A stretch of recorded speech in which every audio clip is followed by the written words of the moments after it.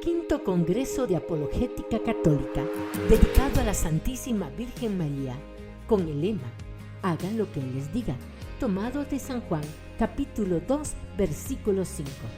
Te invita Ministerio Apologético Don Bosco, Radio Misericordia Juvenil, Red de Psicólogos Católicos y San Benedetto Collection.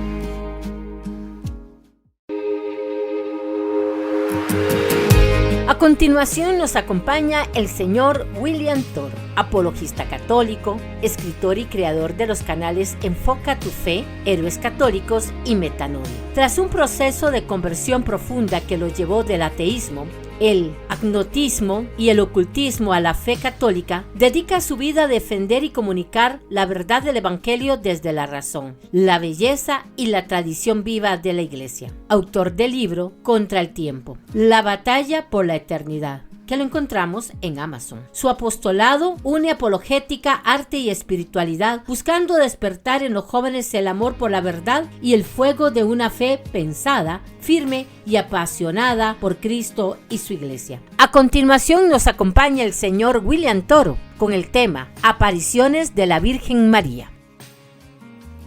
Bienvenidos a todos. Nos ponemos en la presencia del Señor. No podemos en un congreso mariano no invocar a nuestra Santísima Madre y decimos todos: Dios te salve María, llena eres de gracia, el Señor es contigo, bendita eres entre todas las mujeres y bendito es el fruto de tu vientre Jesús. Santa María, Madre de Dios, ruega por nosotros pecadores, ahora y en la hora de nuestra muerte. Amén. Señor, te pedimos para que nos ilumines y nos abras el corazón a escuchar tu voz y acercarnos a tu Santísima Madre, para que todos podamos el día de hoy entender, escuchar tu voz y escuchar siempre el llamado a la unión de voluntades. Todo esto te lo pedimos por Cristo nuestro Señor. Amén. En el nombre del Padre, del Hijo y del Espíritu Santo. Amén. Muchísimas gracias a todos por la invitación, por esta bienvenida tan calurosa.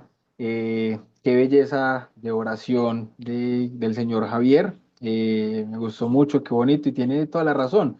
¿Qué más podemos hacer en un congreso mariano que empezar invocando a la mamá? ¿Ya? Entonces, nada, yo quiero decirles a todos pues que paz y bien, que me alegra muchísimo estar aquí con ustedes. Quiero decirles que cuando a mí me invitaron a este congreso, cuando Eddie me escribió para invitarme a este congreso y me dijo que la charla que me iba a corresponder a mí era sobre el tema de las apariciones marianas, la verdad yo me sonreí mucho. A mí me dio mucha alegría, porque en el fondo yo sé que esta charla, más que una charla, más que simplemente venir a dar datos, es una invitación. Esto es una invitación a escuchar lo que Dios le está gritando al mundo a través de su madre. ¿Ya? Y antes de comenzar, yo quiero decir algo que quizás algunos no han escuchado, y si alguno lo ha escuchado, pues entonces hoy se lo quiero recordar. Y es que la Virgen María no se aparece para impresionar. La Virgen María se aparece para despertar, para despertar. Desde un pueblo perdido en Portugal hasta una montaña en México, desde los Alpes franceses hasta una gruta en Maciabel, desde Ruanda hasta Japón, las apariciones de la Virgen María son la manera en la que Dios vuelve a decirnos: estoy aquí, no te he olvidado, conviértete y regresa a mi corazón. Y lo más importante es esto, que las apariciones de la Virgen María, las apariciones de la mamá no paran, siguen y no van a terminar hasta que el mundo vuelva a Cristo. Con eso quería empezar, mis queridos hermanos. Mucho gusto para los que de pronto no me conocen. Mi nombre es William Toro, soy de Medellín, Colombia. Tengo un canal en YouTube, se llama Enfoca tu Fe, y es precisamente para eso, para ayudar a los hermanos a enfocar la fe, a guiar la fe a nuestro Señor Jesucristo. A mí una vez me preguntaron que yo cómo me describiría como persona, y mi respuesta en automático fue como bautizado. porque es lo más grande que nosotros podemos tener, ser hijos de Dios. ¿Y qué es lo que nos configura como hijos de Dios? Ser bautizados. Y por eso yo soy consagrado a Jesús por María. ¿Qué es la consagración a Jesús por María? Es darle un sí definitivo a la mamá siendo coherentes con los compromisos adquiridos en el bautismo. Entonces, la consagración a Jesús por María es eso, es cuando nosotros nos hacemos conscientes de lo que adquirimos en el bautismo. Y eso es lo más hermoso de decirle a la Madre de Dios, nosotros mismos decirle a ella, mamá. Y yo quiero entonces ahora sí entrar en materia con esta charla haciendo una pequeña analogía. Algo muy bonito que el Señor nos ha regalado es la imaginación. Así que lo que yo les voy a comentar en este momento, yo sé que cada uno se lo puede ir imaginando, sobre todo las que en este momento son mamás. Me van a entender perfectamente esta analogía. Yo sé que muchos también de los que somos papás la podemos entender, pero sobre todo las que son mamás me van a comprender perfectamente esta analogía. Pero todos vamos a hacer el ejercicio de imaginarlo. ¿Listo? Vamos a imaginar a una mamá en un barco. Resulta que esta mamá, desde el barco, está observando a su hijito que se tiró del barco. Y este hijito que se tiró del barco se está ahogando en el mar. Y yo me pregunto, ¿qué no haría la mamá al ver esto con su hijito? Yo creo que con absoluta seguridad, esta mamá tiraría a su hijito cuerdas, flotadores, tablas, botes salvavidas. Incluso bajaría ella misma para darle su mano. ¿O no? Las mamás, ¿cierto que sí? Pero ¿qué pasaría si este hijo no quiere recibir la ayuda de su madre y en lugar de eso prefiere ahogarse? Pues quizá la mamá con lágrimas en sus ojos le suplicaría y hasta le gritaría a su hijo que echara mano de lo que le ha dado para salvarse. Y en este punto del drama, mis queridos hermanos, la decisión reposa única, total y exclusivamente en el hijo. O corresponde a las súplicas de su mamá o se deja ahogar. Y yo sé que esto es una escena muy trágica, pero realmente, mis hermanos, esta escena tan trágica corresponde a la realidad de nuestros días. Nuestra Señora, la Virgen María, nuestra mamá, observa cómo nos tiramos temerariamente de la barca que es la iglesia. Y así nos empezamos a hundir en el mar del pecado y en la inmundicia del mundo, cuya consecuencia no solamente es la infelicidad en la vida presente, sino el fuego eterno en la futura.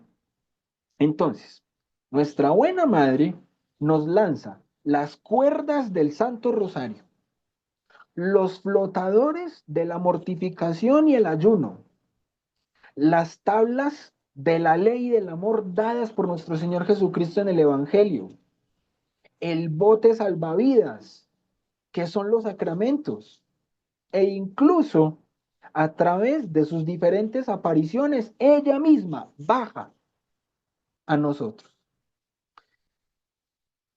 y nos ve cómo nos hacemos daño. ¿Y qué es lo que hace la mamá? Incluso llora a través de sus imágenes, como por ejemplo en Akita, Japón.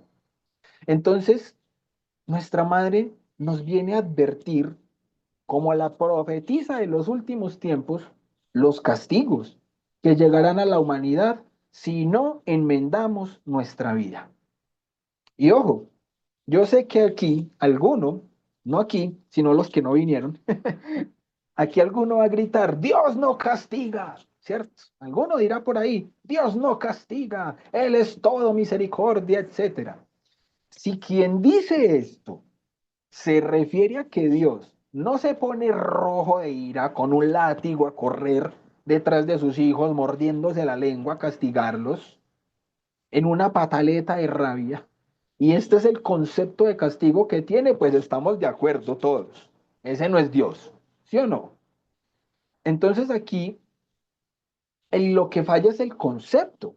Aquí lo que falla es el concepto. ¿Por qué? Porque si lo que la persona aquí entiende por castigo no es la justicia divina, entonces tiene un concepto malo de castigo.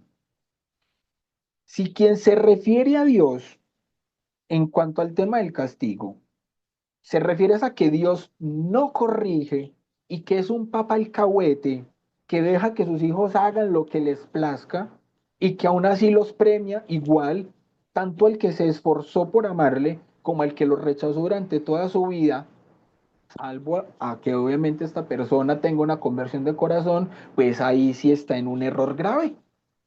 Porque este concepto no solamente muestra un terrible desconocimiento de la Biblia y del magisterio, sino que es una mentira peligrosa que puede llevar al infierno a miles de personas, a todos los que le hayan negado durante toda su vida. ¿Vamos bien hasta ahí? Espero que me vayan siguiendo mis queridos hermanos. Y alguno dirá, hombre, pero no vamos a hablar pues hoy de las apariciones de la Virgen María. Claro que sí, pero a mí me gusta ir en orden. A mí me gusta ir en orden para que podamos ir entendiendo todos lo mismo. Listo, que vayamos todos en la misma barca. Que esa barca tiene nombre y se llama iglesia. Es decir, a mí me gusta que todos entendamos qué es lo que a nosotros la iglesia nos enseña. Porque hay muchas personas que han tenido experiencias de apariciones de la Virgen María. Pero muchos creen que ha sido en verdad la Virgen María y no. Y no, el demonio también se disfraza de ángel de luz. Entonces, ¿yo cómo hago para saber si es verdad que lo que se me apareció es la Virgen María o no? ¿Cómo hago yo para saber si esa revelación privada de la que se habla por ahí es verdad o no? Pues bien, pues hay que entender qué es lo que nos enseña la iglesia, cómo nos lo enseña para que todos estemos claros en ese proceso de discernimiento. Y lo primero que tenemos que entender es que nos vamos a ir hasta la cruz. Vamos a empezar por el principio, por la cruz. ¿Por qué? Porque resulta que nuestro Señor Jesucristo nos dejó a la Virgen María como madre en la cruz. Y aquí vamos, por ejemplo, a la Biblia. Evangelio según San Juan, capítulo 19, versículos del 25 al 28. ¿Qué dice? Dice, junto a la cruz de Jesús estaban su madre y la hermana de su madre, María, mujer de Cleofás, y María Magdalena. Jesús, viendo a su madre y junto a ella al discípulo a quien amaba, dice a su madre, mujer, he ahí tienes a tu hijo. Y luego dice al discípulo, ahí tienes a tu madre. Y desde aquella hora el discípulo la acogió en su casa.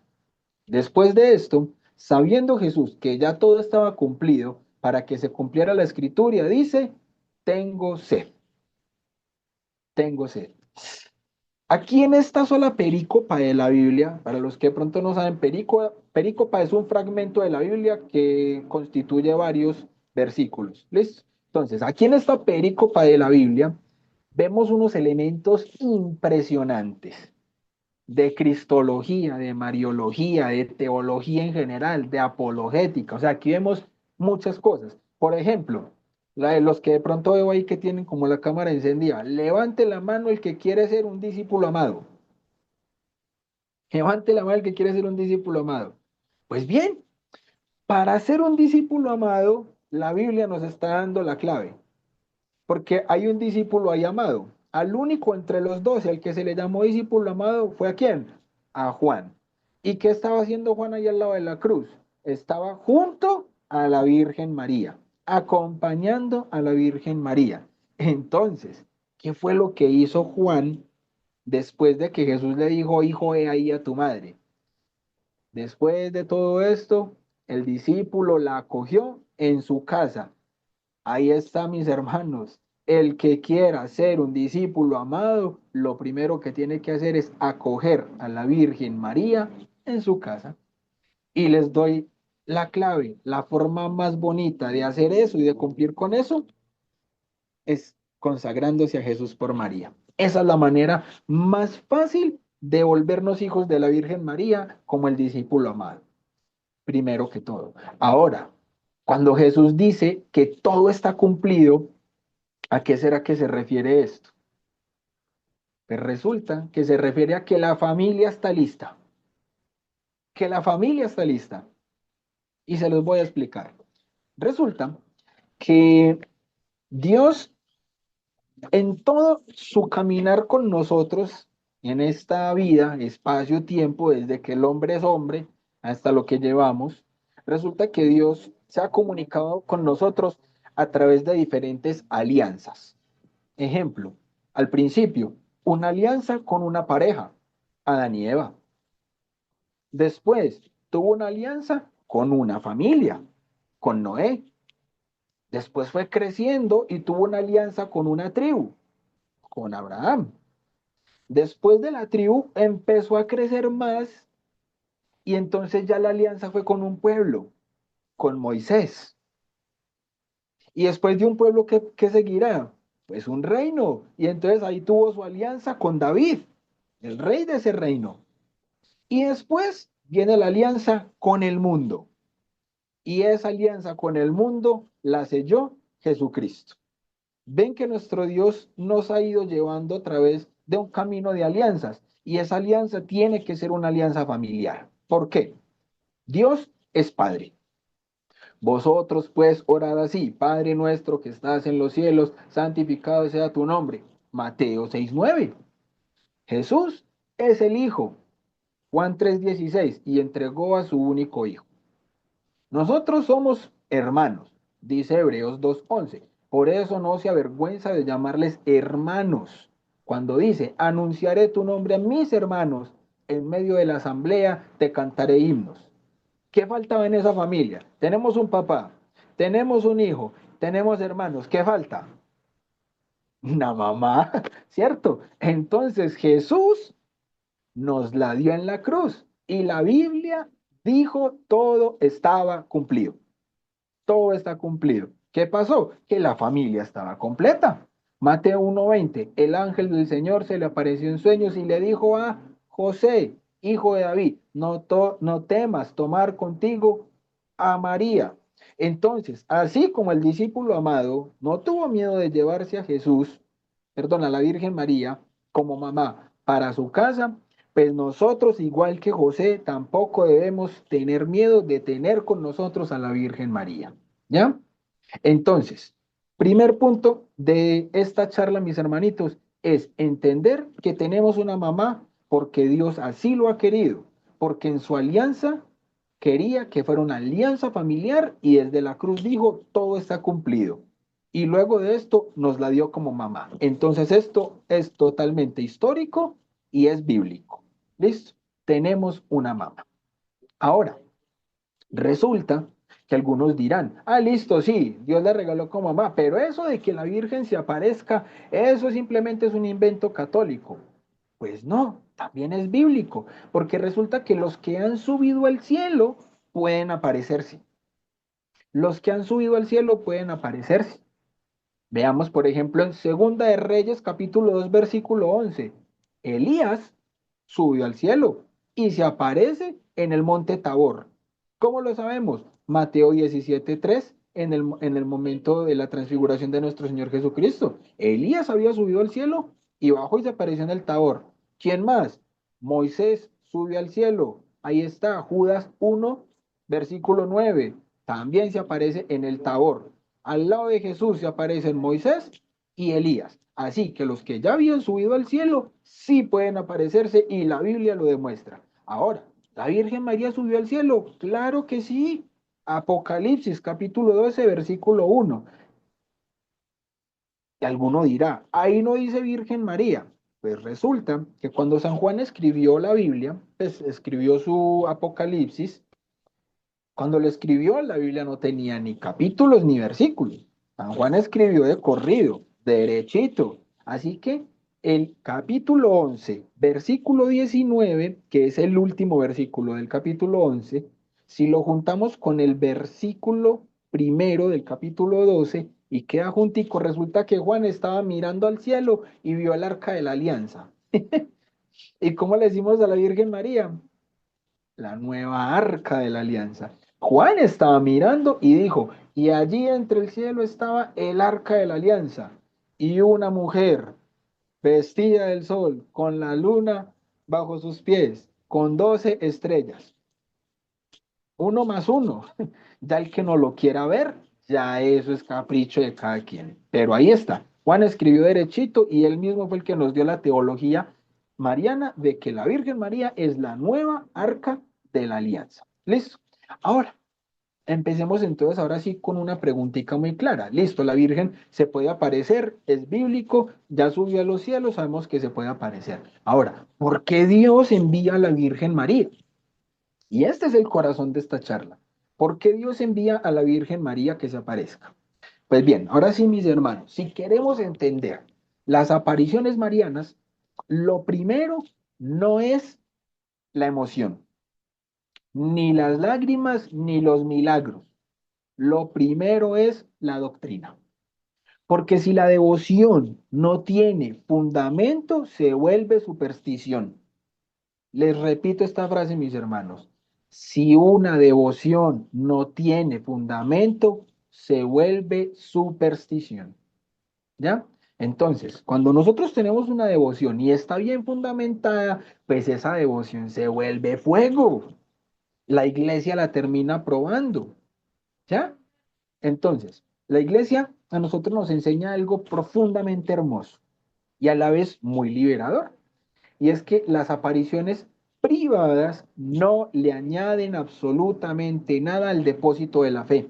Y esto lo podemos encontrar en el Catecismo de la Iglesia Católica, numeral 67.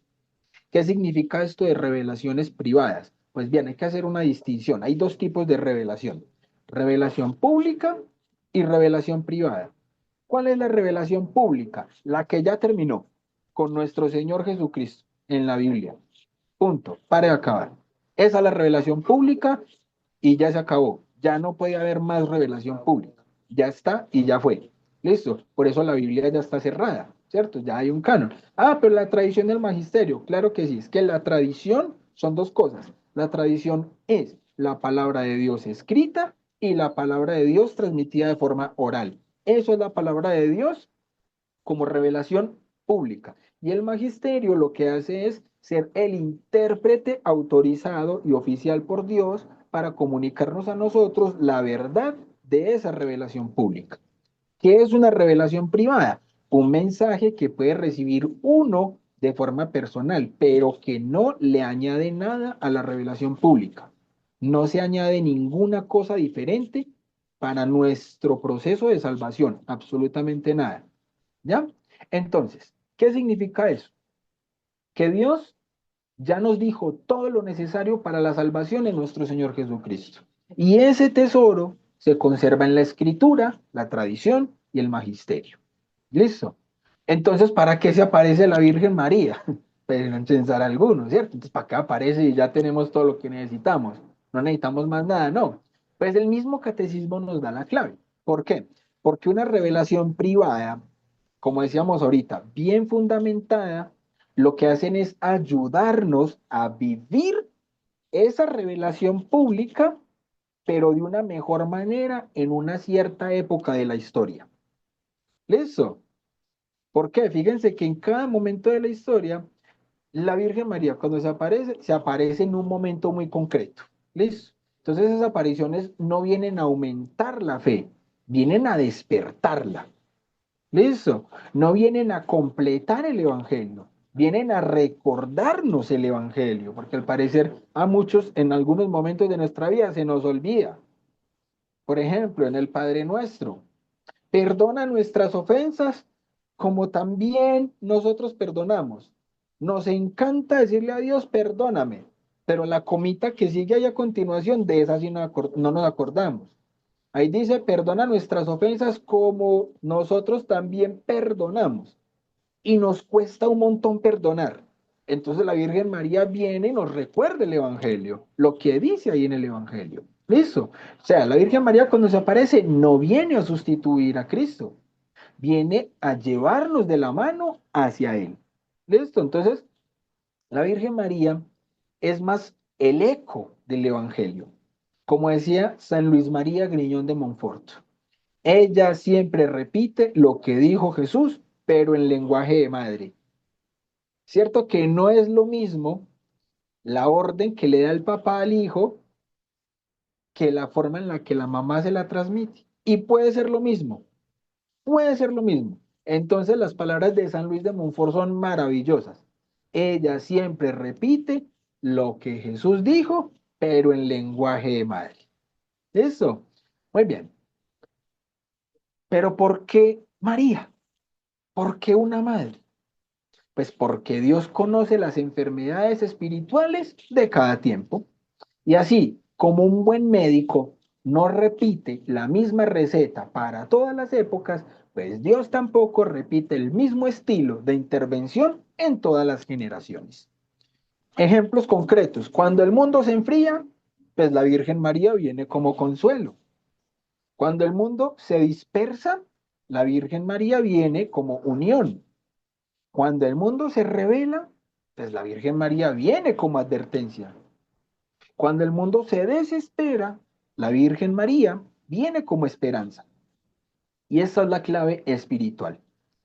Cuando la humanidad deja de escuchar a nuestro Señor Jesucristo directamente, pues Él envía a su madre para que nos vuelva a hablar, pero esta vez nos hable al corazón. Una madre puede entrar donde el rey no puede. Y no porque Dios no pueda por falta de su omnipotencia, sino porque nosotros mismos en nuestra libertad nos negamos a eso. Pero la mamá entra al corazón, ¿ya? La mamá entra al corazón no imponiéndose, sino con amor de mamá. Una madre puede tocar donde el maestro no entra. Una madre puede ablandar lo que el profeta no logra. Y por eso es que la Virgen María sigue viniendo, ¿ya? Aquí podemos, así como cuando empezamos ahorita con la imagen de la mamá en el barco, podemos imaginarnos nuevamente el barco. A mí me gusta mucho esta imagen del barco porque es lo que siempre repetimos. Nosotros estamos en el barco de la iglesia, ¿cierto? Entonces, así como nuestro Señor Jesucristo utilizaba parábolas para que los apóstoles pudieran entender imágenes teológicas que podrían ser muy complejas si se habla de forma muy técnica, entonces cuando uno utiliza este tipo de ejemplos, yo creo que se puede entender de forma más sencilla. Entonces, imaginemos nuevamente el barco en el océano, ¿ya? Y una tormenta inmensa. Las olas golpean el barco, lo llevan para un lado, para el otro. La tripulación está confundida y no escuchan al capitán. ¿Ah? La tripulación no escucha al capitán. ¿Por qué? Porque están desesperados, porque hay una tormenta. El capitán, no, que así no. Y por allá, ¡ay, me voy a morir! ¡Nos vamos a morir! No. Entonces no escuchan al capitán y no obedecen sus órdenes. Se están hundiendo. El barco es esa iglesia, ¿ya? El barco al mismo tiempo es el mundo, es nuestra generación. Y es esa iglesia herida, golpeada, atacada, perseguida. Jesús es el capitán y nos dio todo lo necesario, los mapas, las brújulas, las instrucciones. Pero ¿qué pasa? No obedecemos, no escuchamos, no creemos. Entonces, ¿qué hace un capitán que ama? Envía al único que todavía puede llegar al corazón de la tripulación. Envía a su mamá. Y él dice, oiga, si mi mamá puede conmigo, no va a poder con estos. Y manda a la mamá, ¿cierto? Envía a una mamá cubierta. Una mamá que no viene con un discurso técnico ni con una teología académica. Viene con una cuerda, con un salvavidas, con una voz que toca el alma. Y mientras muchos están a punto de caer al agua, la mamá grita, hijo, vuelve, agárrate, yo te llevo de vuelta con el capitán. Esas son las apariciones marianas. No son visitas turísticas del cielo, son operaciones de rescate espiritual. Esas son las apariciones marianas. Y por eso suelen aparecer donde hay más oscuridad. Pueblos empobrecidos, épocas en guerra, tiempos de crisis, generaciones que se alejan de la fe. Y ahí está la verdadera finalidad. Si resumimos todo lo que la Virgen María ha dicho en tantos años de apariciones aprobadas, Todo cabe en una sola frase. Conviértanse y vuelvan a mi hijo. En esto cabe todas las apariciones de la Virgen María. Las apariciones de la Virgen María no son para venir a predecir el fin del mundo. Eso es falso. Y de entrada quiero decir que eso es falso. Alguno dirá, pero es que tal revelación de tal místico, no sé qué, está aprobada. Ah, pero es que si nos vamos a basar solamente en las que están aprobadas, y sí, la verdad es que mis queridos hermanos, y sí, porque si no nos basamos en las que están aprobadas, podemos equivocarnos. La iglesia es muy prudente, la iglesia también es madre, ¿ya? Y todos los mensajes de la Virgen María aprobados se resumen. Conviértanse y vuelvan a mi hijo. ¿Esto contradice de alguna manera el Evangelio? No. Ahora, una aparición que me diga, es que sí se va a acabar el mundo y no sé qué, y está profetizado para tal día, y la mamá vino y dijo y se apareció, y es que yo la vi. ¿Eso contradice el Evangelio? Y sí, porque Jesús dijo, nadie sabe el día ni la hora. Si Jesús dijo que nadie sabe, perdón, si Jesús dijo que nadie sabe el día ni la hora, ¿cómo alguien me va a venir a decir que la Virgen María se apareció a venir a decirme el día y la hora? Esto es contradictorio, ¿ya? Por eso las apariciones aprobadas son de las que nosotros debemos fiarnos. ¿Vamos bien hasta ahí? Entonces, eso es todo. No hay una nueva doctrina, no hay nuevas verdades, no hay nuevas revelaciones. Hay una madre diciéndonos, mi niño los ama, mi niño los espera, mi niño llora por ustedes, mi niño quiere salvarlos. El centro es Cristo, pero el camino es la Virgen María. El objetivo es la salvación. Entonces, la Virgen María no se aparece para impresionar al mundo, se aparece para despertarlo. Y entonces alguno dirá, hombre, pero ¿por qué en nuestro tiempo hay tantas apariciones? Porque es en este tiempo donde más apariciones ha habido, ¿ya? Pues sí, porque realmente estamos viviendo en el tiempo de mayor crisis espiritual del mundo. Entonces, si queremos entender por qué la Virgen María no ha dejado de venir, tenemos que mirar con honestidad el estado del mundo. Y ahí es donde nosotros tenemos que apelar a lo histórico, a la historia, ¿ya? Como bien reza el refrán, el pueblo que desconoce su historia está condenado a repetirla. Eso, palabras más, palabras menos, la Virgen se ha aparecido, nos ha dado un mensaje, no escuchamos, no obedecemos, tengan, ¿ya? ¿Es culpa de Dios? No. ¿Es culpa de la Virgen María? No. Es como cuando mi mamá me decía a mi chiquito, mi hijo no corra con los cordones desamarrados. Yo no hacía caso, no hacía caso, no hacía caso.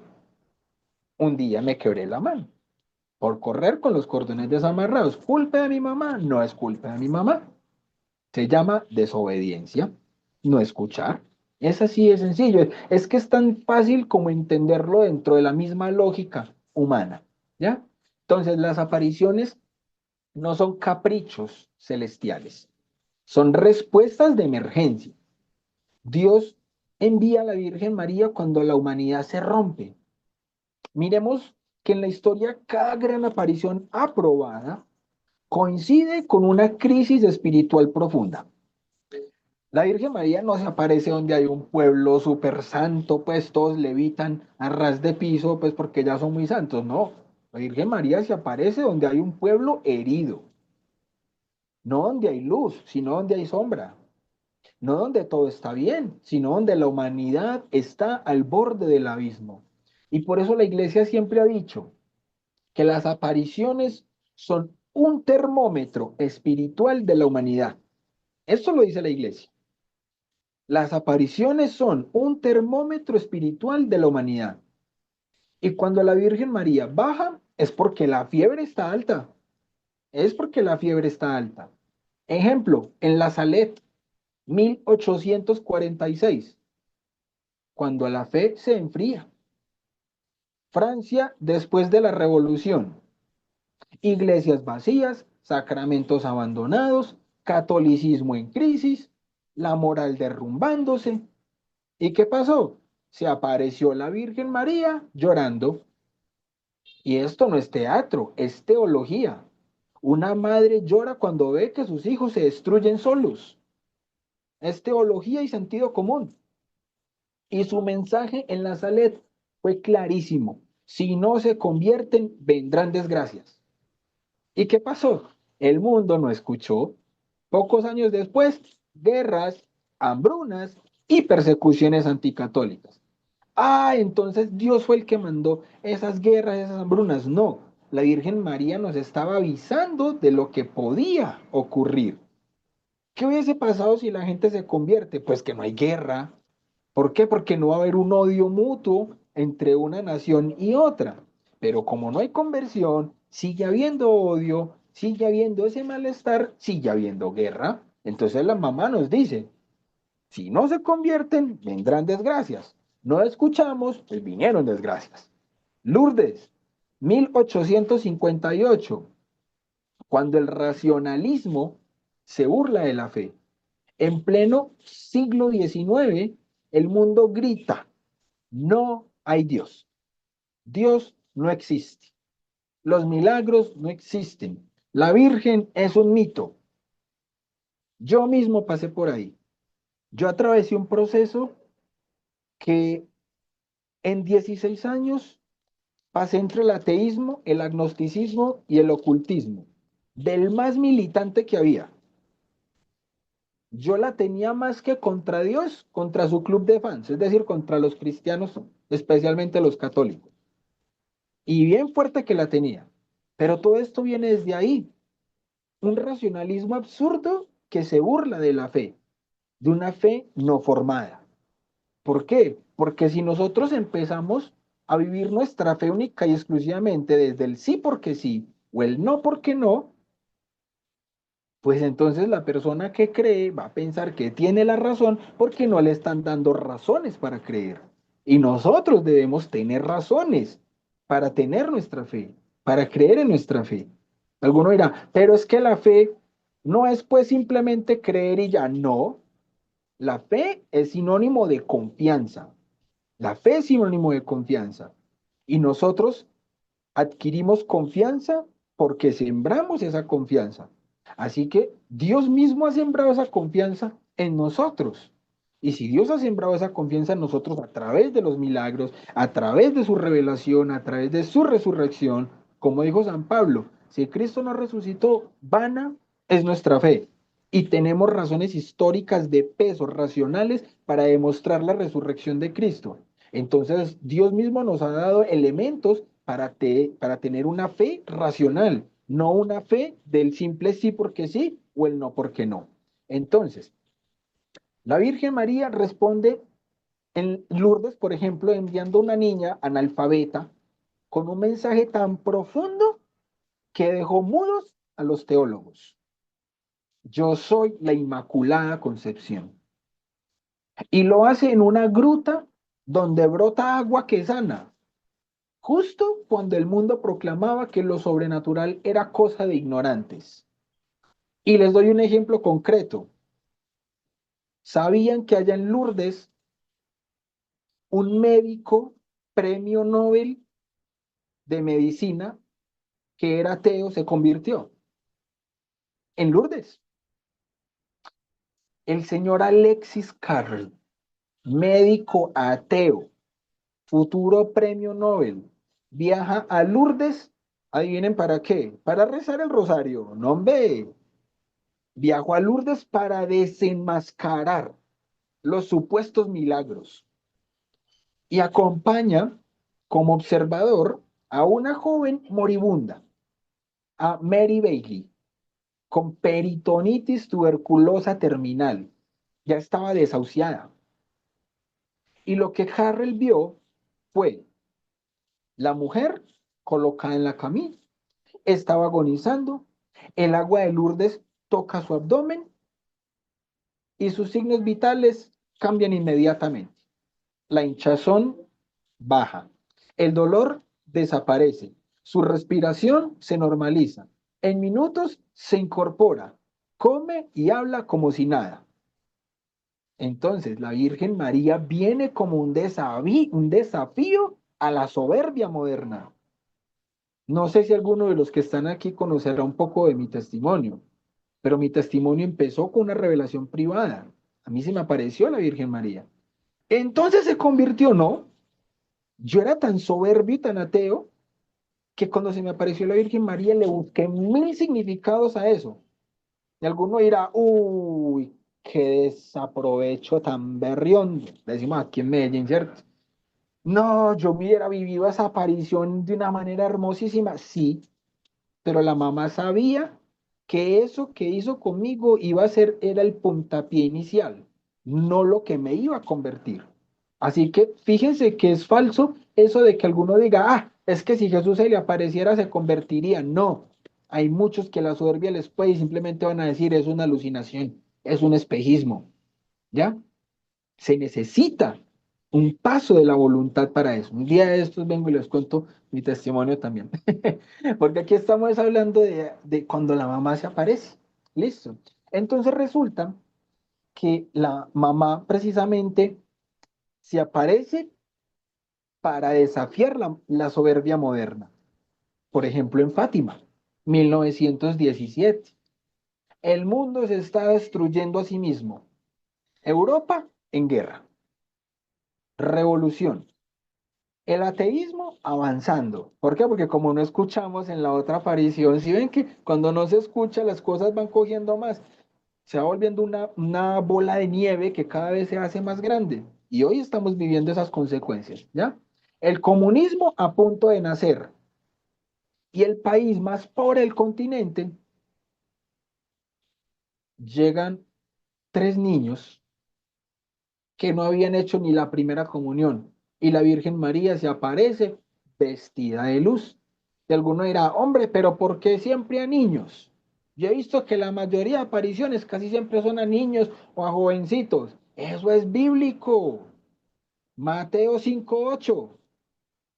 Bienaventurados los puros de corazón, porque ellos verán a Dios. Ah, qué belleza, eso es bíblico. ¿Sí ven? De la Virgen María, claro, se aparece en los lugares de más pecado, de más cosas tremendas, pero ¿a quién se le aparece? Al puro de corazón. Así que el ateo que reta a Dios a que se le aparezca, ¿ya? Pero no tiene ni la menor intención de dar su brazo a torcer, pues ¿para qué? Alguno dirá, ah, pero no se le apareció pues a usted. Sí, pero lo que yo hice minutos antes fue lo que logró eso. Porque a mí me dijeron que tenía que retar a Dios con humildad. Y eso fue lo que yo hice. Nunca lo había hecho en mi vida. Había retado a Dios de todas las maneras, había y por haber. Hasta que me dijeron que lo retara con humildad. Y entonces me tocó acceder al reto para que nadie dijera, ah, es que como no lo retó con humildad, por eso no pasó nada. Lo hice y le dije, bueno, Dios, si es verdad todo esto que dice esta gente, muéstrame. Ya di un paso, ya estoy aquí en este retiro espiritual. Y ahí empezó todo, que como les digo, luego les cuento. Pero es eso, hay que dar un paso de la voluntad. Hay que decirle al Señor, quiero. Y si el ateo no quiere, pues no va a pasar absolutamente nada. ¿Listo? Bien, entonces, ¿qué pasó en Fátima? Es uno de los mensajes más grandes de la historia, y acompañado del mensaje más tremendo. Y la gente dice, sí, cuando el sol bailó, cuando el milagro del sol, pues no. Resulta que hubo apariciones anteriores. El milagro del sol fue una consecuencia después. Eso fue para los que no creían, pero para los que ya creemos, no nos debemos concentrar en el milagro del sol. Debemos es prestar atención a los mensajes previos de la mamá. Y los mensajes previos de la mamá fueron conversión y penitencia. ¿Para qué? Para evitar guerras, errores, persecuciones. Entonces nos quedamos en lo espampanante, en el show de luces, que obviamente pues la aparición y el milagro del sol no es un show de luces, pero me refiero a esto de esta manera es porque nos quedamos con lo que despampana el mundo, con lo wow, pero venga, y el mensaje que me puede ayudar a salvar mi alma, que a ese sí no le presto atención. Miren, ateos, ese milagro. Ey, sí, pero miremos católicos el mensaje. El mensaje es para mí, para el que ya creo, ¿cierto? Conversión y penitencia. ¿Para qué? Para evitar guerras, errores y persecuciones. ¿Y qué volvió a pasar? El mundo se convirtió, ¿no? El mundo no escuchó. ¿Y qué llegó? La Segunda Guerra Mundial, el nazismo, el comunismo, más de 100 millones de muertos por ideologías ateas. Justamente lo que la mamá advirtió. Entonces, Fátima no fue poesía, fue una profecía, ¿ya? Una profecía. Entonces, ¿por qué la Virgen María sigue viniendo hoy? Nos seguimos preguntando. Pues hombre, porque la crisis actual es la más grande que todas las anteriores juntas. Apostasía global, ideologías antihumanas, rechazo frontal de Dios, ataques a la familia, frialdad espiritual, culto al ego, niños sin fe, jóvenes sin esperanza, adultos sin rumbo, sacerdotes atacados, sacerdotes que no creen en la Eucaristía, sacerdotes negando el infierno, iglesias vacías, violencia y confusión moral sin precedentes. Dios mío, ¿en dónde estamos parados? ¿Y qué hace una mamá cuando ve esto? No se queda en el cielo mirando, ve, tremendo eso, si ves San Pedro, mirazos como... No, la mamá baja, advierte, llama, intercede, suplica, porque la verdadera razón por la que la Virgen María sigue viniendo es esta, porque sus hijos siguen corriendo hacia un abismo y una mamá no abandona jamás. Una mamá no abandona jamás. O que lo digan las mamás que están aquí. ¿No es así? Entonces, con lo que inicié al principio, que yo les decía, hombre, listo, son las apariciones aprobadas por la iglesia. Y la iglesia entonces, ¿cómo discierne qué aparición sí y qué aparición no? Preguntará alguno, ¿cierto? Pues hay unos criterios teológicos. Aquí hay una verdad que yo creo que vale la pena repetir. La iglesia es extremadamente prudente con las apariciones, más prudente de lo que la gente se imagina, ¿ya? No sé si ustedes sabrán que hay un documento del Dicasterio para la Doctrina de la Fe que salió el año pasado, 2024, que se llama Normas para proceder en el discernimiento de presuntos fenómenos sobrenaturales. Un nombre larguito, pero que es un nombre que da totalmente a lo que tiene que ser. ¿Me disculpan un momentico, por favor?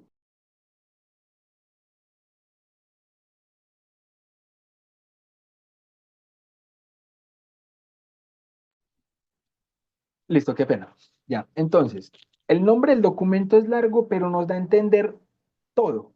Y en este documento se presentan 6 posibles categorías para una aparición, ¿ya? Pero también varios criterios de evaluación. La iglesia evalúa 4 criterios positivos y 6 negativos.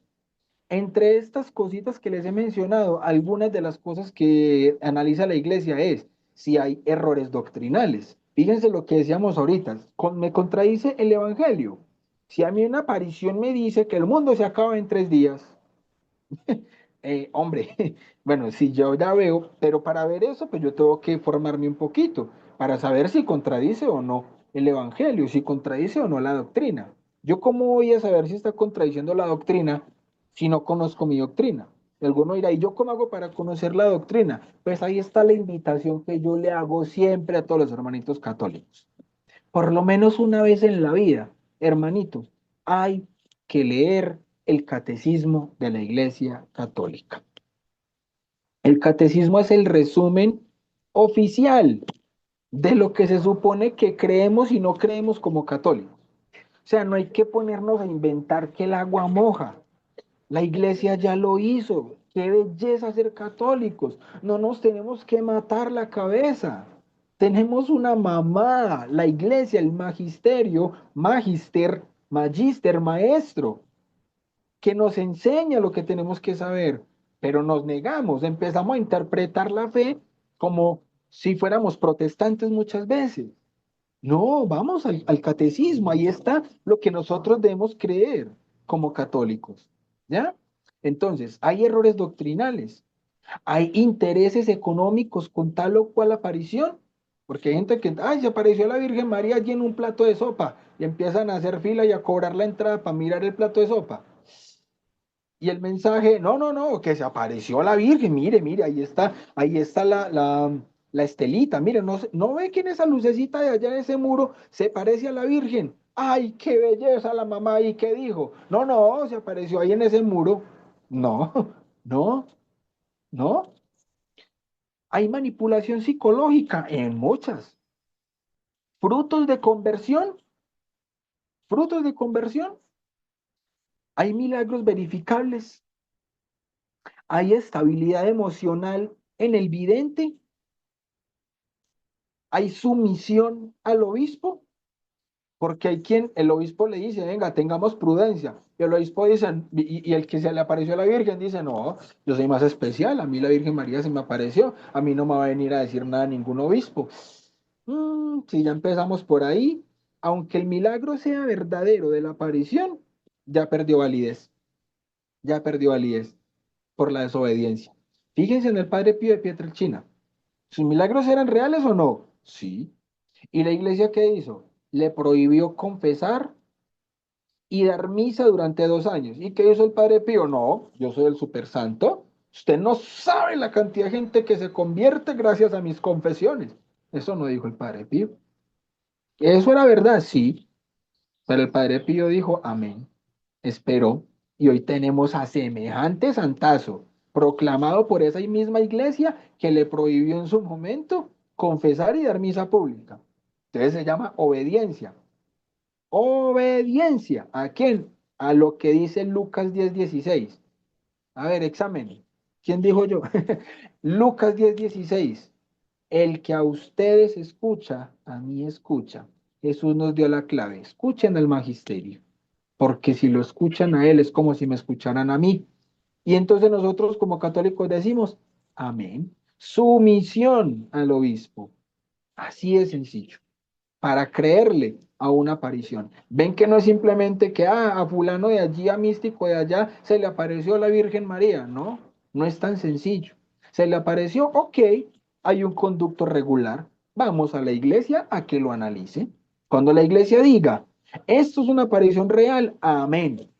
Mientras no lo diga, yo no puedo decir que esa aparición sí, porque sí tiene que ser, no. Que haya indicios, listo, qué belleza. Vamos a seguir el proceso como lo dice la iglesia. Oremos para que eso pueda ocurrir, pero no puedo salir públicamente a decir, aquí se apareció la Virgen María, sí o sí. A mí, cuando la Virgen María se me apareció, ¿qué pasó? ¿Yo qué digo? Todos tienen que creer, no. El que no quiera creer en eso está totalmente en su libertad, porque la iglesia dice que una revelación privada no es de culto universal.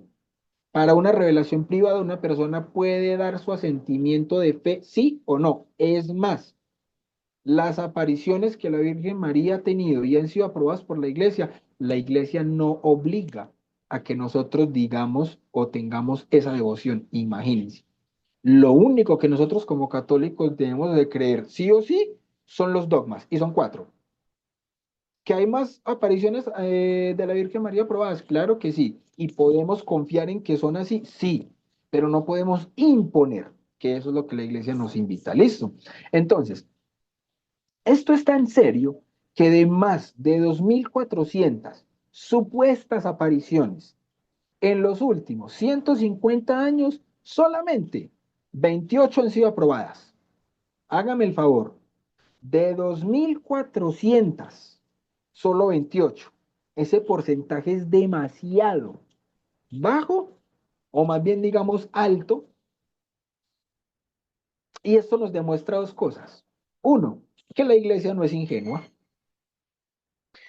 Alguien que diga que la Virgen se le apareció, la iglesia no le va a decir que sí, porque sí. La iglesia no es ingenua. El proceso es fuerte y lleva científicos para que analicen al vidente, la aparición, todo.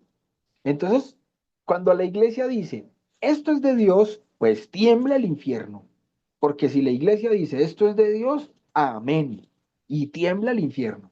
Entonces, Mis queridísimos hermanos, la Virgen María sigue viniendo a nuestra generación porque somos la generación más distraída de la historia. Dios nos habla en la Biblia y no escuchamos. Dios nos habla a través de la iglesia y no escuchamos.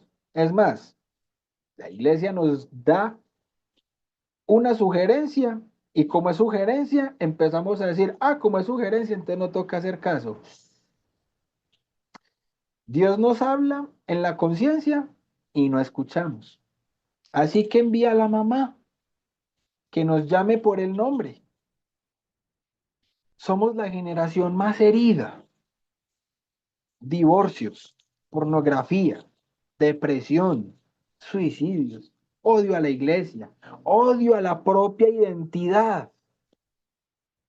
Dios nos hace hombre, nos hace mujer y no, ya no quiero. La Virgen María viene como madre, como sanadora, como refugio, porque somos la generación que podría presenciar acontecimientos profetizados. Y ojo, esto no es para asustar mis hermanos, esto es para prepararnos. Para eso viene la mamá, a prepararnos, a decirnos, hey, ojo, se les está olvidando el evangelio. Hey, ojo, se les está olvidando lo que mi hijo ya les ha dicho. Entonces, si la Virgen María se aparece, ¿qué es lo que pide realmente? Siempre pide lo mismo. Oración, conversión, penitencia, Eucaristía, amor a la iglesia y rezo diario del Santo Rosario. ¿El rezo diario del Santo Rosario es un dogma? No es un dogma, no es una obligación, pero la mamá me lo pide por mi bien. Es como si la mamá a mí me dice todos los días, mi hijo, coma porque eso le alimenta. Pero no es obligación. Un ser humano puede vivir como 20 días sin comer. Sí, pero la mamá me está diciendo que coma todos los días, no porque entonces me vaya a morir si no como hoy, sino porque me alimenta. Lo mismo pasa con el Santo Rosario. La mamá me dice que haga el Santo Rosario todos los días, no porque si no lo hago entonces me va a condenar. No, lo que hace es que me dice que lo haga todos los días porque me alimenta. Es alimento para mi alma. ¿Listo? Y lo que más nos pide la mamá, que volvamos al corazón de su hijo. Y ese es el verdadero secreto de cada aparición. Cada aparición de la Virgen María es una aparición mariana si esa aparición nos lleva a Jesús. Si no nos lleva a Jesús, dudemos. Hay que dudar, porque la mamá nunca va a preferir que la reemplacemos a ella, que con ella reemplacemos a su hijo. Nunca pasa eso. De hecho, yo siempre recomiendo mucho una película. No es una película católica, no es una película protestante, de hecho es una película cuasi hollywoodense, pero a mí me parece que es un jalón de orejas tan tremendo si lo sabemos entender así para los católicos. Es una película que se supone que es de terror y que se llama Ruega por nosotros. Yo fui el primero en recibir un jalón de orejas con la película. Porque cuando yo vi la carátula, yo dije, vea esta gente insultando a la Virgen María, vea esa carátula, yo, de una, sin saber. Pero ese es el problema, que uno muchas veces sin saber y desconocer juzga y señala. Sí, la carátula es así, pero cuando uno la ve, entiende por qué la carátula, ¿ya? La película se llama Ruega por nosotros y habla precisamente de un demonio que se hace pasar por María, no por la Virgen María, por María, porque María es cualquiera, pero la Virgen María solamente hay una, ¿ven? Y ese demonio, ahí les hago un pequeño spoiler, pero es precisamente para poder dar a entender el punto que quiero comunicarles. En la película, la primera aparición de esa supuesta María a una vidente resulta que la hace afuera de la iglesia en el momento en el que el sacerdote está haciendo la consagración.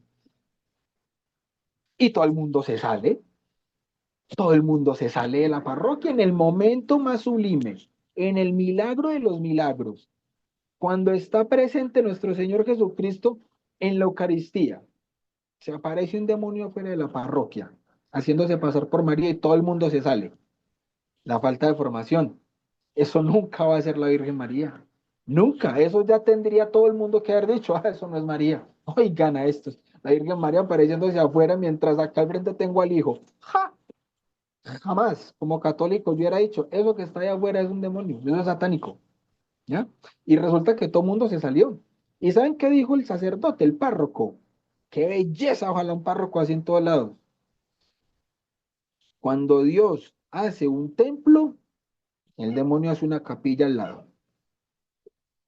Cuando Dios hace un templo, el demonio hace una capilla al lado. Dijo el párroco en esa película.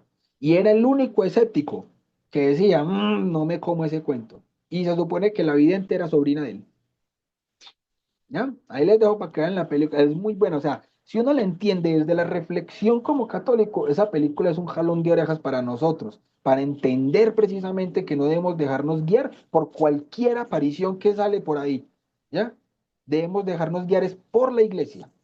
¿Que hay apariciones? Sí, pero a mí me guía la iglesia para saber si esa aparición es o no es. ¿Listo? Entonces, como conclusión de esto, mis queridos hermanitos, hermanito, hermanita. Si la Virgen María se sigue apareciendo, no es porque Dios quiera entretenernos, es porque Dios quiere salvarnos, quiere salvar a nuestra familia, nuestros matrimonios, nuestros hijos, nuestros países, a nuestra iglesia entera, porque cada aparición, aprobada o no, lleva un susurro del cielo. Hagan lo que Él les diga. Ese es el Evangelio de la Virgen María. Hagan lo que Él les diga. Y hoy, si tú estás aquí escuchando esta conferencia, no es casualidad, no es casualidad. Es porque tú también estás siendo visitado, tal vez no en una gruta, tal vez no en un cerro, ni en un rosal, pero sí en tu corazón. La Virgen María se sigue apareciendo, porque tú sigues necesitando una madre que te guíe a nuestro Señor Jesucristo. Contigo vamos, Virgen pura, y en tu poder vamos confiados, pues yendo de ti amparados, nuestras almas volverán seguras. Dulce Madre, no te alejes, tu vista de nosotros no apartes. Ven con nosotros a todas partes y solos nunca nos dejes. Y ya que nos amas tanto como verdadera Madre, haz que nos bendiga el Padre, el Hijo y el Espíritu Santo. Amén. Muchas gracias. Wow, wow, qué maravillosa exponencia, mi queridísimo William. Realmente está uno impactado y con ganas de saber más, la verdad que sí, con ganas de saber más de las apariciones. Hermanitos, no sé si alguno tiene una pregunta para que William nos pueda responder. Abrimos micrófonos. Vamos a ver, don Juan Carlos. Gracias, Gina. Bendiabrazos para ti, Gina. Gracias Y un igualmente. saludo a don William, un placer en conocerlo. Agradecer también a toda la organización de Eddie que nos ha traído unos exponentes que, mire, uno se queda con la boca abierta y le da gracias a Dios de poder escuchar esos testimonios de William. Ahí medio estuve viajando un poco el canal ahora que lo compartió Javier y hay mucha información que definitivamente usted ahí aporta mucho para nosotros. Yo quería preguntarle, es tal vez como una recomendación como personal. Yo por lo menos particularmente he venido batallando mucho con el tema del Santo Rosario diario. Llega un momento en que tal vez ya no me alcanzó las horas del día. Bueno, con Gina he tenido la oportunidad de disfrutar con ella, con Lindsay también en el ministerio con Eddie, pero ya usualmente ahora es tarde. Y a veces todavía me agarra más tarde y a veces uno se queda dormido. No sé si usted tiene alguna recomendación particular, algún ejercicio que uno como persona pueda escoger como para decir, voy a rezar el rosario como Dios manda y como la Virgencita se lo merece también. Está en mute, don William. Ya, qué belleza de De pregunta, mi hermano, o sea, me alegra mucho esto porque esto es lo que nos hace católicos, la verdad.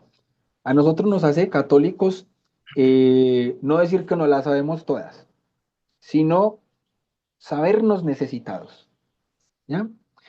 Y querer es poder. Yo te voy a hacer primero una pregunta, hermanito Juan Carlos. Un gusto también, hermano, conocerte. Te pregunto, eh, normalmente en tu día, ¿a qué horas te estás levantando tú, mi hermano? 5:30 más o menos de la mañana. 5:30 de la mañana para ir a 5:30. trabajar, a estudiar, ¿cierto? Correcto, correcto. Listo, mi hermano. ¿Y qué tal si fuera a las 5? Perfecto. El mejor momento del día para hacer el Santo Rosario es la primera hora del día. Esa primera hora. ¿Por qué? Porque es que en el día nosotros de no, más tardecito lo hago, más tardecito, y siempre va a pasar algo. ¿Y saben qué es lo primero que va a pasar? La acción ordinaria del enemigo. Y la acción ordinaria del enemigo por excelencia es la tentación.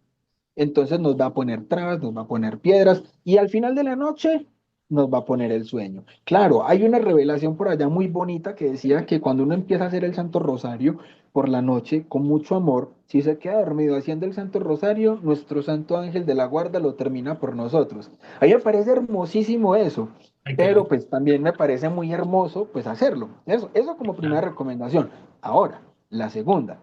Hombre, sí, lo que pasa es que yo a veces me distraigo haciendo el Santo Rosario, o entonces se me hace muy largo porque entonces de pronto me fui por allí, o me fui por acá, o se me olvidó eso, o tal cosa. Fácil, fácil. Busquemos un video donde esté el Santo Rosario. Hay unos muy hermosos, por ejemplo, de media horita, y yo lo voy haciendo y lo voy siguiendo. Por ejemplo, yo muchas veces cuando tengo que hacer, digamos, el desayunito o así, yo cojo y me pongo ¡pum! Los audífonos y pongo la reflexión de la lección divina del día junto con el Santo Rosario y lo voy siguiendo y lo voy siguiendo. Entonces, al mismo tiempo que estoy haciendo algo que es mecánico, entonces voy meditando en el Santo Rosario, le voy prestando atención al Santo Rosario para meditarlo, mientras hago algo que sé que es mecánico y que no me voy a enredar haciéndolo, ¿cierto? Pero entonces es muy bonito hacerlo de esa manera, porque así entonces yo me acostumbro a hacerlo de esta forma. Ah, entonces el día que no tuve el internet, el día que no tengo esto, pues de tantas veces que ya lo he hecho así, seguro que uno ya se lo aprende y ya seguro que uno lo empieza a hacer de esa manera. Entonces creo que es de pronto una bonita recomendación de pronto hacerlo así. Si me preguntan a quién recomiendo para hacer lo que es el que yo hago normalmente, yo siempre lo hago con el canal de Wilson Tamayo. Wilson El mismo que Tamayo, sigo yo. exacto, entonces Wilson Tamayo hace la lección divina, es decir, la explicación y la reflexión Correcto. del Evangelio diario, y el Santo Rosario, que dura media horita, y es una media horita con un rosario que no es a las carreras y encima es meditado, entonces me parece que es apenas. Sí, muchas gracias. Sí, es que precisamente en algún momento estaba buscando ese espacio de tiempo, y en las mañanas, tal vez cuando iba en ruta a la oficina, aprovechaba, usaba Radio María, pero yo mismo sentía, o sea, tenía que ir poniendo atención al camino, entonces a veces ya eso lo distraía a uno y yo quería buscar ese espacio como que usted diga, ok, me siento a rezar el rosario y a meditarlo, Claro. ¿verdad? Es También. es que sí, pero ese espacio yo creo que en algún momento de la semana lo podemos hacer. Un rosario de una hora con la familia, donde vamos a meditar bien este misterio, el otro. Pero entonces, si nosotros pensamos, ah, como no lo puedo hacer todos los días así, entonces no lo hago todos los días. Pues yo prefiero hacer todos los días el de media horita, así siguiéndolo de esa manera, y el día de la semana, que yo sé que tengo el espacio y puedo hacerlo así largo, súper meditado, ponemos en la pantalla el Santísimo expuesto, qué sé yo, ¡pum! Lo hacemos así, ¿ves? Muchas gracias. Vale, mi hermano. Bien. Manuel, Buenas noches a todos. Bueno, es una pregunta y dos comentarios. El primero igual sería para Juan Carlos. Algo que me ha funcionado a mí es que, por ejemplo, también cuando paso muy ocupado, cuando voy camino al gimnasio o en el gimnasio en la caminadora, lo que hago es que con los audífonos voy en la mente haciendo el rosario. O también si la agenda está muy apretada, hago un denario, no sé, en la mañana, luego a media mañana en el desayuno hago, ¿verdad? Hago la segunda decena y así voy durante el día hasta completar las 5 decenas a lo largo del día, tal vez no seguidas, tal vez no es lo ideal, pero creo que Dios entiende la intención del corazón y que a veces de verdad tenemos agendas muy, pero muy apretadas.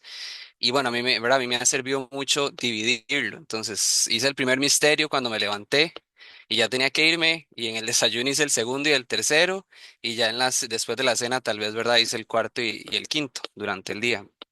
Eso como primer comentario. El segundo es que William mencionaba algo muy importante, y es que eh, Este, con respecto a las revelaciones privadas y a las apariciones, hay que tener mucho cuidado porque inclusive muchas personas que constantemente se oponen al Concilio Vaticano II, ¿verdad? Al Vaticano, etcétera, los que defienden muchísimo lo que es la misa tridentina y todo esto, utilizan algunas revelaciones privadas no aprobadas para usar, por ejemplo, argumentos muy protestantes, como, es que la Virgen en tal lugar se apareció y dijo que para el final de los tiempos el anticristo se sentaría en la sede de Pedro.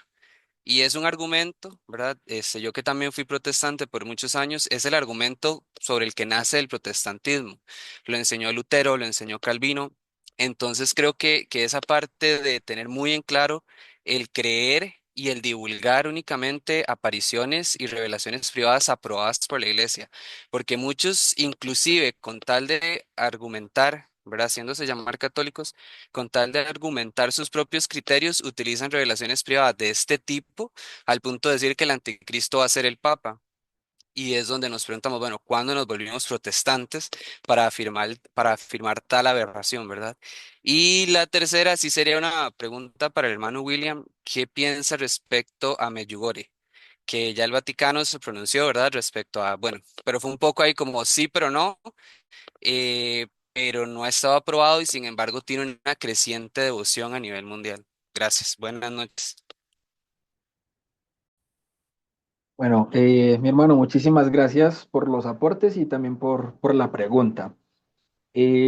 A partir precisamente del documento del 2004 que les mencionaba ahorita, ¿cierto? El documento para discernimiento de presuntos fenómenos sobrenaturales, ¿cierto?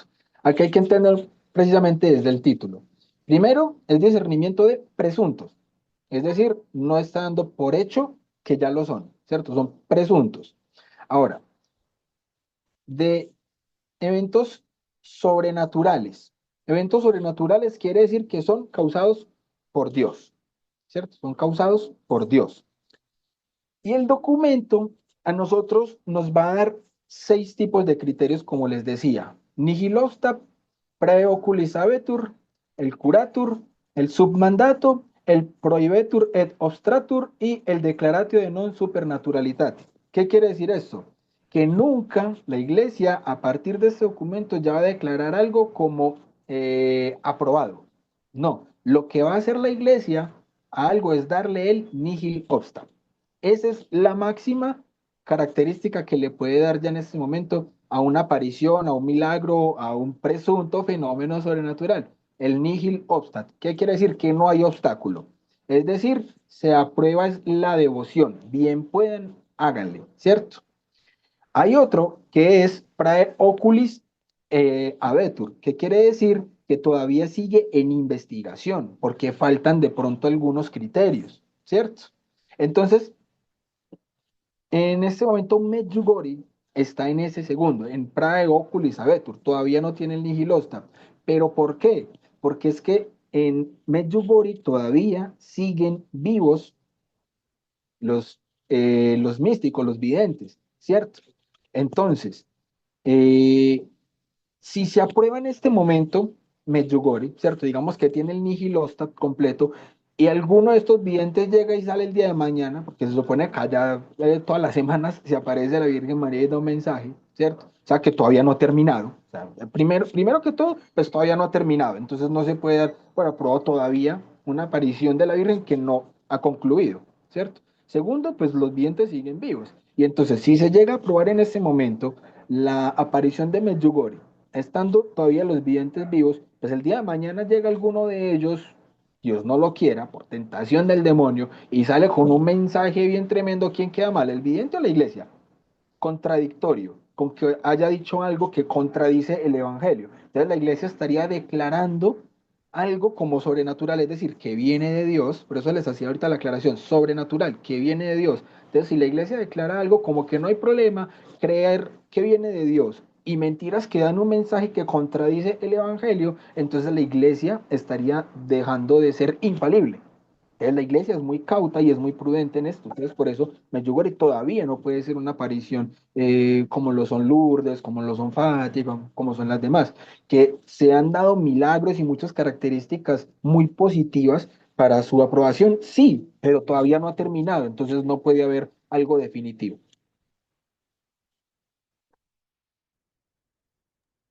Gracias, hermano. Un gusto. Don Mario. Gracias, buenas noches. He estado con una inquietud, em, no solamente por esta charla, sino que con las anteriores, o sea, me despertó una inquietud, ¿verdad? Y es que, por ejemplo, en el caso personal, ¿verdad? En el mío, yo siento, por así decirlo, una facilidad en mi oración como un medio de comunicación con Dios, pero me baso mucho digamos, en la presencia de Jesús, en sus palabras, en el Evangelio, en sus palabras, ¿verdad? En el Evangelio, en su presencia en el Santísimo Sacramento, en la misa, en fin.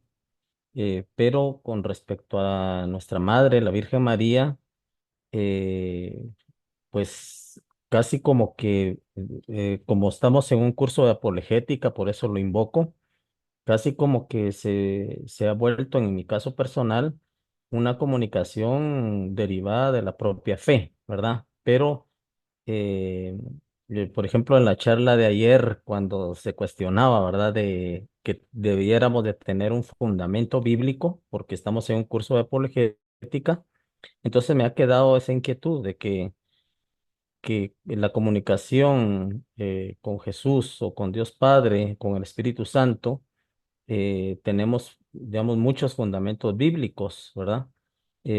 Pero con respecto a nuestra comunicación o nuestra relación con nuestra Madre, la Virgen María, eh, pues como que hay muy poco, ¿verdad? O no sé si casi nada, ¿verdad? Entonces, no sé si aprovechando ahora el tema de las apariciones, se puede, digamos, hay apariciones donde la propia madre pida esa relación o esa comunicación y que al estar aprobada esa aparición, eso sea como un fundamento, digamos, doctrinal de por qué nosotros invocamos, digamos, de palabra en nuestras oraciones a la Virgen María. No sé si me doy a entender. Bueno, hermano Mario, muchísimas gracias por la pregunta. Es bonito porque es que este tipo de cosas nos ayudan precisamente a reflexionar y a entender bien cómo es que nosotros debemos vivir nuestra fe, ¿cierto? Yo lo decía precisamente ahorita desde la charla, o sea, en la Biblia Jesús mismo crea una relación personal entre María y nosotros como sus hijos, ¿cierto? O sea, en la cruz, nuestro Señor Jesucristo no estaba improvisando, no estaba teniendo un gesto simbólico, estaba fundando una relación real. Mujer, ahí tienes a tu hijo, hijo, ahí tienes a tu madre, ¿cierto? Entonces aquí viene un detalle que muchas personas pasan por alto. Juan ya tenía una mamá biológica. Juan tenía mamá biológica. Jesús no estaba resolviendo un problema doméstico. Jesús estaba estableciendo un vínculo espiritual, porque fíjense cómo dice el texto, y desde aquel momento el discípulo la recibió en su casa. Entonces, recibirla en su casa, en griego, implica acogerla en la vida interior. O sea, si nos vamos al griego original de lo que nos está diciendo las Sagradas Escrituras, o sea, en la Biblia dice acogerla en su casa, pero en griego lo que realmente nos está diciendo es acogerla en la vida interior, en el espacio íntimo. Y eso sí es una relación personalísima, total. O sea, fíjense que Jesús en el momento en el que ella iba a morir, nos estaba diciendo era que la cogiéramos entonces a ella, que no nos estaba dejando tampoco solos ahí. Así como nos dijo, no los dejo solos, les voy a enviar el Paráclito, al Espíritu Santo, en la cruz tampoco nos dejó solos. Porque fíjense que incluso en Semana Santa nosotros como vivimos el momento mientras Jesús muere y hasta el sábado santo cuando vamos a tener el momento de la resurrección. Fíjense que no hay Eucaristía, miren que no hay consagración, o sea, no está Jesús, ¿cierto? Entonces Jesús no nos dejó solos, nos dejó a la mamá, nos dejó a la mamá y con ellas que nosotros podemos tener esa relación, esa vida interior. Y fíjense que uno también en la Biblia, uno que ve, cada que llega la Virgen María a un lugar, en ese lugar se llenan del Espíritu Santo. Tremendo, tremendo eso. Fíjense, cuando llegó la Virgen María donde Santa Isabel, ¿qué pasó? Cuando la Virgen María la saludó, no la saludó el Espíritu Santo, Jesús, no, no, no, la saludó la Virgen María. ¿Y qué dice la Biblia? Que apenas Santa Isabel escuchó el saludo de la Virgen María, pasaron dos cosas. Brincó el niño en su vientre y se llenó del Espíritu Santo. ¿Y qué dijo Santa Isabel llena del Espíritu Santo? Bendita tú entre todas las mujeres, bendito el fruto de tu vientre. Exactamente lo que decimos todos los católicos en el Santo Rosario. Lo que preguntaba el hermano Mario, si la Virgen María nos ha pedido algo así. Sí, en todas las apariciones pide que recemos el rosario. Por ella, no, porque fíjense que las palabras que dijo Isabel fueron palabras inspiradas por el Espíritu Santo.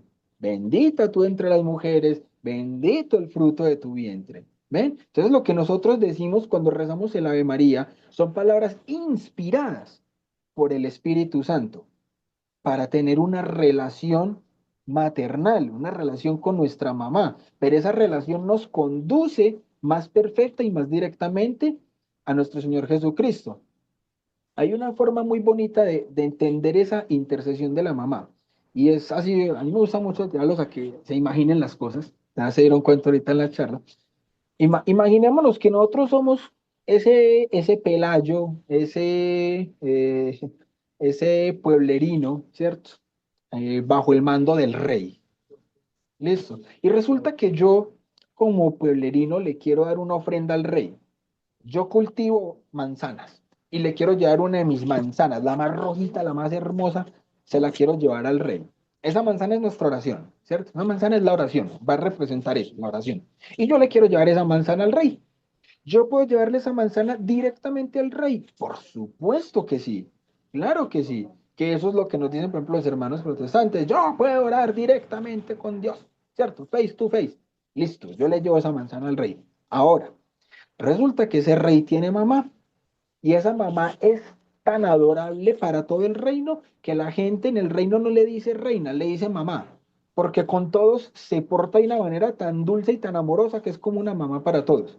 Entonces resulta que yo conozco a la mamá del rey, que yo también le digo mamá, y resulta que yo le digo, mamá, yo le quiero llevar esta manzanita al rey, a tu hijo, le quiero dar esta ofrenda a tu hijo, esta manzanita.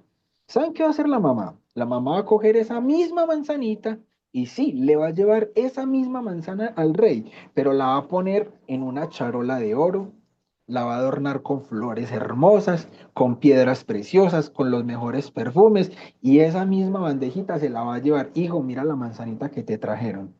¿Cómo quedó mejor presentadita la manzana? ¿Cómo la llevó la mamá, sí o no? Entonces, cuando nosotros nos comunicamos con Dios a través de la mamá, esa misma oración mía, se la lleva el Señor de forma más perfecta, porque ella, al ser la Inmaculada, es decir, la que nunca tuvo ni antes, ni durante, ni después pecado, la quejarito mene, entonces, al ser perfecta y yo ser imperfecto, porque tengo manchas, tengo pecados, concupiscencias, tentaciones y todo esto, entonces, claro, yo puedo tener la manzana incluso hasta un poquito sucia. Y la mamá va y la coge y la limpia, la adorna, la organiza y se la lleva de forma perfecta al hijo. Es la misma manzana, la misma, solamente que la mamá se la está entregando de mi parte y se la entrega perfecta, ¿ya? Esa es la relación que nosotros debemos tener con la mamá. Esa es la relación que nosotros debemos aprender. Y es bíblica, totalmente bíblica. William, hay una pregunta aquí de Anayeli. Dice, yo Sí. como ex protestante aún me cuesta conectar con María. Al no hacerlo, ¿será que estoy quebrando el mandamiento de honrar a nuestros padres? No, no, no, para nada. Nuestro Señor Jesucristo dijo, a quien mucho se le da, mucho se le exige, ¿cierto? ¿Eso qué quiere decir? Que Dios a nosotros no nos va a exigir el mismo nivel de coherencia o de madurez espiritual, ¿ya? Por ejemplo, yo soy consagrado a Jesús por María. Uy, Dios mío, la responsabilidad que uno como consagrado debe tener tremenda. No es lo mismo que una persona que viene del protestantismo y que fue formado de una manera tan diferente y a veces tan antimariana sobre la Virgen María. No sé si es el caso de la hermana que pregunta allí, pero es un común denominador en muchas denominaciones protestantes, ¿cierto? Una formación en que la Virgen María simplemente es un vaso, es una mujer cualquiera, algunos hasta llegan a insultarla tristemente, ¿cierto? Entonces, claro, no es fácil tener la misma devoción mariana de un católico que lleva amando a la Virgen María toda su vida y rezando el Santo Rosario, que una persona que viene del protestantismo y se viene a estrellar con un mundo tan gigantesco como es la fe católica, ¿cierto? Entonces, pero, ojo, no quiere decir que no debamos empezar a dar pasos en pro de, ¿listo? A la hermana, yo que le recomiendo y para todos los hermanos, esto hacer el proceso de consagración a Jesús por María. ¿Por qué? Porque con este proceso, eh, por ejemplo, en el método de San Luis María Griñón de Montfort, que es el mismo método que llevó a cabo San Juan Pablo II, de hecho, ¿cómo se llama? El eslogan del pontificado de San Juan Pablo II era Totus tus, que es la frase de la consagración, todo tuyo por la mamá, todo tuyo, mamá. El pontificado de San Juan Pablo II. Entonces, ¿qué pasa? Cuando nosotros hacemos este proceso, es un proceso de 33 lecciones. Y esas 33 lecciones, si las vivimos, por ejemplo, en 9 meses, yo la viví así y muchos la hemos vivido de esa manera, una lección a la semana equivale a 9 meses las 33 lecciones. Es la mejor analogía de nosotros introducirnos en el vientre de la Virgen María para que cuando nos consagremos nazcamos como consagrados a la Virgen María, como hijos de la mamá, pero conociendo realmente lo que es la fe católica y lo que es realmente la devoción a la Virgen María. De hecho, hay una de las lecciones que se llaman las falsas devociones a la Virgen María. Y nos muestra cómo muchos católicos caen y caemos en algunos momentos en falsas devociones y nos muestra cuál es una verdadera devoción. Y entonces ahí se nos quitan como todos esos mitos y esos clichés y muchas cosas que nos han dicho de la Virgen María, incluso católicos, y que no son verdad, y que yo no necesito creer en eso para ser un buen católico, ¿ya? Entonces cuando yo empiezo ese proceso de consagración, aprendo a conocer bien a la Virgen María, conozco mejor la iglesia y empiezo a vivir mi fe católica de una manera más coherente. Este proceso es para todos, a todo mundo le cae como anillo al dedo este proceso porque es un proceso que nos hace vivir como bautizados de verdad. A nosotros nos critican muchas veces, es que no deberían bautizar a los bebés porque el bebé no puede dar ese sí a querer ser bautizado. Pues bien, la consagración no es otra cosa que renovar mis compromisos bautismales. No es un segundo bautismo. Yo ya estoy bautizado, pero cuando me consagro a Jesús por medio de la Virgen María, yo estoy confirmando que ese bautismo que me dieron de pequeñito, ahora de grande, lo voy a empezar a vivir de forma coherente y verdadera. Entonces, esa es mi recomendación. El proceso de consagración a María nos puede dar precisamente esas luces para aprender a tener esa verdadera devoción con la mamá. No, y otra cosa, William, que es el curso completo que lo hemos vivido, es cristocéntrico en todo su esplendor. Entonces no nos salimos de la realidad no mariana, sino que de verdad María, quienes lo hemos vivido en esos 9 meses, nos lleva a Jesús y una experiencia súper maravillosa. Realmente quienes lo hemos vivido, yo creo que nos impacta mucho ese proceso de encontrarnos más con Jesús a través de nuestra madre. William, ha sido una exponencia increíble. Creo que aquí todos hemos quedado, ¿verdad? Con ganas de más. Yo creo que sí, ¿verdad? Y más que todo, agradecerte. Oramos por por la gran presencia de esta exponencia, por tu familia, por tus proyectos, por todo. De verdad, agradecerte estos momentos tan importantes y de verdad nuestra oración para vos y para toda tu familia y para este ministerio tan grande que el Señor te ha puesto. Y realmente todo lo que pasaste en tu vida personal, hoy lo vemos reflejado en tu testimonio de vida, quienes te seguimos en las redes sociales, ¿verdad? Entonces, pero, y yo recomiendo un tema que lo hizo con Rigo Ardón, El Poder del Santo Rosario. Vieran, véanlo, es buenísimo. Yo, vean, le voy a decir al hermano que me acompañe en uno de los programas, porque realmente ese tema me dejó a mí, pero con la boca abierta. Lo recomiendo, El Poder del Santo Rosario. Búsquelo, está en el canal de Rigo Ardón. No sé si usted lo tiene en su canal, pero está potente. Vean, búsquenlo, El Poder del Santo Rosario. Lo recomiendo. Gracias, de verdad, William. Dios te bendiga y unidos en oración. Gracias. Amén, muchísimas gracias a todos por el recibimiento. Es primera vez que participo en el Congreso, me sentí súper acogido, me sentí súper bien en casa. Mi esposita y yo siempre decimos que, aparte pues desde muchos amigos que tenemos y todo esto, nosotros siempre decimos, hombre, la gente de Costa Rica es tan amable siempre. A nosotros como que vemos la gente de Costa Rica, hablan y uno es como que se siente querido siempre con la gente de Costa Rica. Entonces, de verdad que muchísimas gracias. No, gracias a vos, en verdad, y nosotros nos hemos sentido bien. Esta es tu casa, aquí hay el espacio, y sé que no será la primera vez que nos vayamos a encontrar. Y desde acá, pura vida en Cristo, como yo le digo a la gente. Y un súper abrazo. Gracias, William, de verdad.